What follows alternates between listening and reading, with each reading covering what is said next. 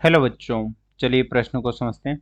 Alpha beta तथा gamma किरणों को भेदन क्षमता के घटते क्रम में लिखिए।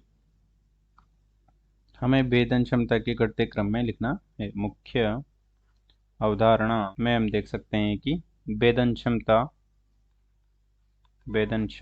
क्या होती है कि माना कि कोई कण किसी सतह पर इस प्रकार से टक्कर करता है, तो इस माना कि ये सतह मोटी सतह है, तो यह इस मोटी सतह को कितना भेदन करके इसे पार कर जाता है, तो यह उसकी कण की भेदन क्षमता है। तो इसी प्रकार से जब अल्फा बीटा गामा किरणें किसी सतह पर आपतित होती है, तो वह उस सतह को कितना पार कर जाती है या उसे कितना भेद देती है या उसमें कितना पेनिट्रेट कर जाती है, वह उसकी भेदन क्षमता होती। जो कि अल्फा कण एक हीलियम का नाभिक है, जो कि द्विआवेशित हीलियम का नाभिक है। बीटा कण एक इलेक्ट्रॉन है, इस प्रकार से एक इलेक्ट्रॉन है जिसका द्रव्यमान संख्या 0 होती है। और गामा किरण एक फोटोन है, जो कि विद्युत चुंबकीय विकिरण है, अर्थात ये प्रकाश है, विद्युत चुंबकीय विकिरण है। चूंकि गामा विकिरण एक प्रकाश है, तो इसका वेग प्रकाश के तुल्य हो जाता है। वेग प्रकाश के वेग के तुल्य है, प्रकाश के वेग के तुल्य है। और बीटा कण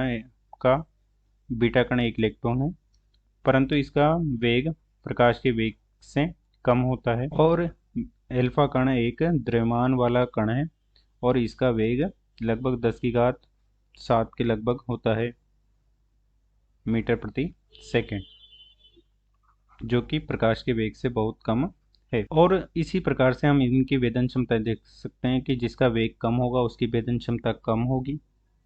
तो हम देख सकते हैं कि भेदन क्षमता तुलनात्मक रूप से देखते हैं तो अल्फा कण की भेदन क्षमता लगभग 1 होती है, तो बीटा कण की 100 गुना होगी और गामा कण की 10,000 गुना होगी। ये तुलनात्मक अध्ययन है कि यदि अल्फा कण की भेदन क्षमता 1 है और तो बीटा कण की 100 गुना होगी और अल्फा कण की उससे 10,000 गुना होगी। इस प्रकार से हम देख सकते हैं कि भेदन क्षमता का घटता क्रम हो जाएगा इस प्रकार से। अल्फा कण की सबसे ज़्यादा होगी, बीटा कण की उससे कम होगी और अल्फा कण की सबसे कम होगी, क्योंकि ये भारी तथा द्रव्यमान वाला कण है, तो इसका वेग कम होने से इसकी भेदन क्षमता कम होती है। अतः दिए गए प्रश्न को हमने हल कर दिया है। आशा करते हैं आपको समझ में आया होगा। धन्यवाद।